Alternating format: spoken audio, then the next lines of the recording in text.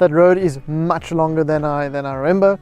It is 37 kilometers, but it is 37 kilometers of slow driving.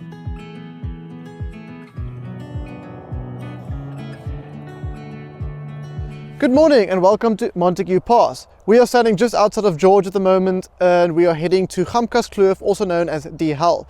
We are taking the Montagu Pass up to Oudtshoorn, and from Oudtshoorn we will head over Swartberg Pass into Gamkaskloof. So join me as we go on the first leg of this route over Montagu Pass towards Oudtshoorn, and then we'll take it from there. So let's go.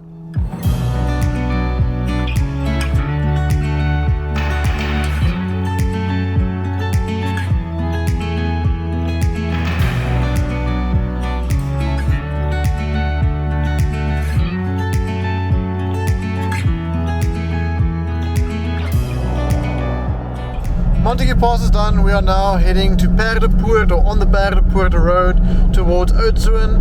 Literally just as you come out of Montagu Pass, you turn right, immediately left, and then you're on this gravel road. I've never driven this, not that I can recall. Oh sheep, hello sheep.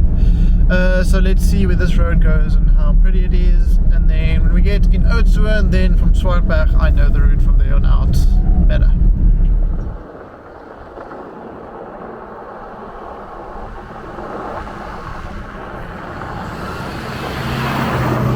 Welcome to the town of Oudtshoorn. We've made it to Oudtshoorn, not a very long drive. Paardepoort Pass I have actually driven before, I realize that now after driving it. And we're now in Oudtshoorn and the next stop is Swartberg Pass.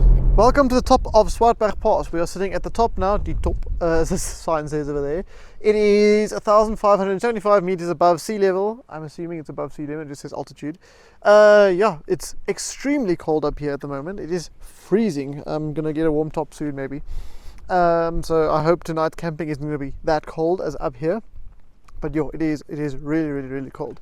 Over there goes the road down there. All the way down there.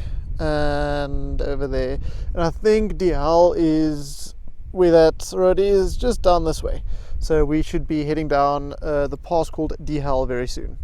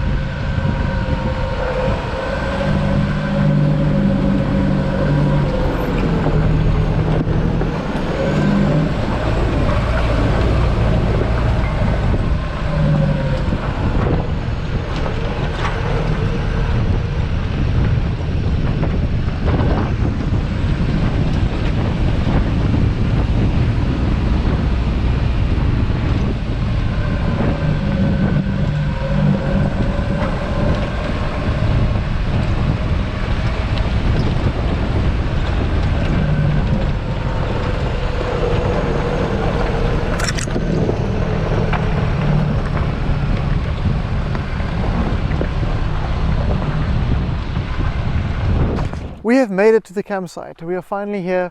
That road is much longer than I remember. It is 37 kilometers, but it is 37 kilometers of slow driving. There's a lot of rocks. It's a pass section, the whole entire section. It's narrow, it's steep. It's just a slow drive. There's a board just outside that says it should take 2 hours to drive. I spend about 3 hours driving. That's with a bit of filming included, but it's still much slower than what it used to be, or that I can remember. For those of you who don't know, this whole area had a fire come through about a year or two ago. A fire came through this whole area and devastated this entire whole valley. So it's slowly but surely getting itself back again, but it's still a lot of dead branches lying everywhere. And it seems like a lot of water has come through at the same time, or well, after the fire, nothing's holding the ground together anymore. So they probably had, when the rains came, all the soil washed away. So there's like nice deep trenches, all the sand is washed away, so the rocks are exposed. Rocks are lying all over the road and things. And I've also forgot how adrenaline rush or dangerous this pass is coming down into this valley, the Hell Pass. I actually don't know what the exact name is of that pass. But the last section coming into the valley it's incredible. I just put my GoPro down. I tried the best film as much as I could, but it's very dangerous. Like, there's no room for mistakes at all. It's as wide as the car, steep drop-offs and sharp corners. So you have to be careful of where you're turning. It's rocky, so you're bouncing around and all those things. So I'm here at the campsite. There's multiple campsites. There's houses here, chalets here. Once again, I forgot how far a drive it is from the turn-off from Swartberg Pass. It is 37 kilometers in, and it's slow driving. So sun is busy setting. Sun is lower than I expected. I expected to arrive here at 3 o'clock. It is now just before 5. So it took quite a extended amount of time, more than I expected. But yeah, let's get the campsite set up and just get the campsites going, because I'm pretty hungry, and get the ride going. Let's go.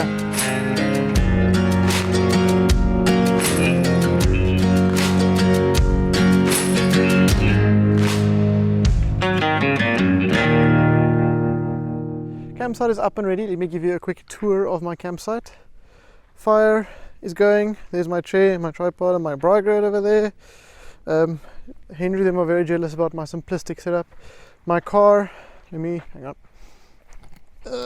More wood. I've got my swag in here, and then fridge over here with my goodies inside of it, and the rest of my stuff.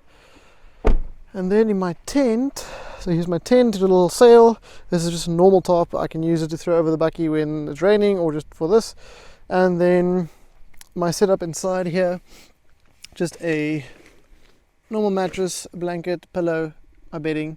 Sometimes I put some other things in here. Funny story, I forgot my sleeping bag. So this is the reason for this, is I went to George Mall quickly to buy myself a sleeping bag, but it ends up not being that cold over here now. There we go, hello. It ended up not being that cold over here at the moment. So let's see if the sun goes down, what happens. It wasn't as cold as up there on top of Swartberg Pass. It was freezing. So if it gets cold, I can use that. If not, then I don't need it, but it's rather safe to have it and not use it than need it and not have it. I think I said that right. It just came out. Okay, cool. So let me get the fire going, get my food going, because I'm really hungry, and I can snack on some food and some chips.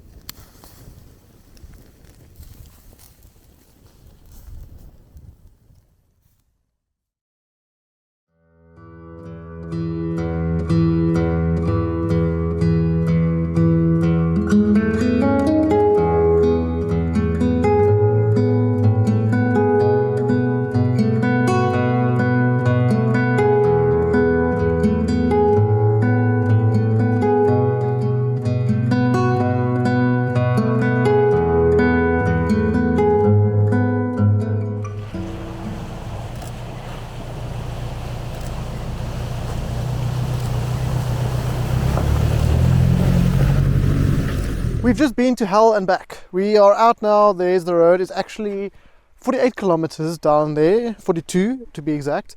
So I got that wrong. I said 37 last night. Swartberg Pass is right in front of me here, so we're going to carry on that. And we are now heading towards Gamkaskloof. So I'm going to a private farm on Gamkaskloof, friends of mine who own it. So we are heading that direction now. I also had the weather wrong last night. Yesterday when we got to the campsite, I said that, the sun's bright. I said that it's like warmish, it's not too cold, it'll be fine. And then it got super cold last night. So thankfully I bought that sleeping bag because just the blanket would not have been enough. I got quite cold last night, so I woke up and used the sleeping bag.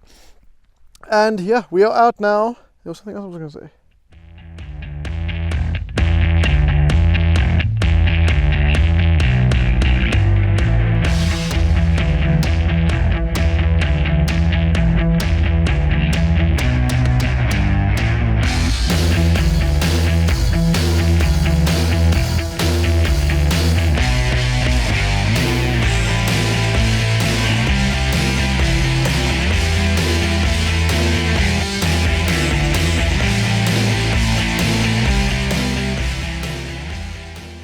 Welcome to Gamka.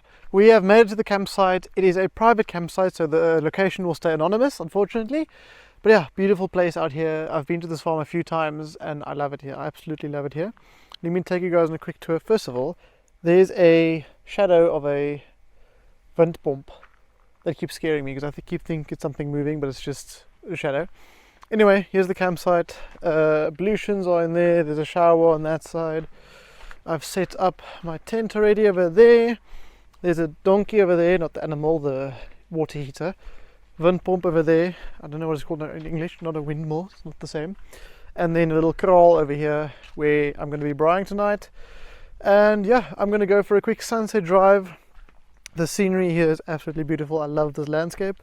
So I'm going to go for a quick drive while the sun sets to capture this golden bushes just glowing and the golden light and the orange sunset which is going to happen tonight.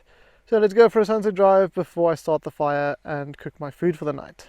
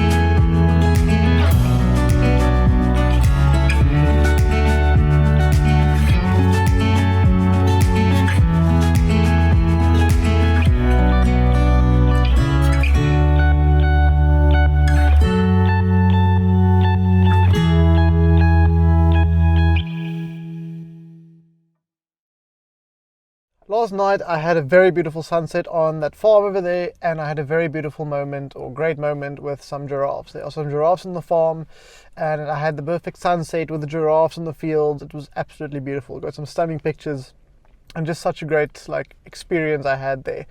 I'm now standing at Toosrivier. This is the Kroon Plaas Padstal. This is my last stop for the trip. I always stop past here when I come past here. They have one of the best roosterkoek places I know of. So yeah, if you ever come past here, stop at this Kroon Plaas Padstal. It's quite a tongue twister to say. And order some of their roosterkoek, and they've got a bunch of other various little things in the shop. So yeah, hope you guys enjoyed this little adventure. We'll see you guys on the next one. Cheers!